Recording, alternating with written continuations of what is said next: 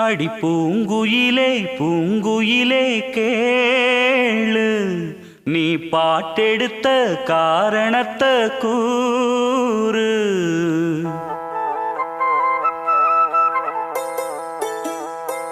அடி பூங்குயிலே பூங்குயிலே கேளு, நீ பாட்டெடுத்த காரணத்தை கூறு. யாரிடத்தில் உன் மனசு போச்சு, நூலை போல உன் உடம்பு ஆச்சு.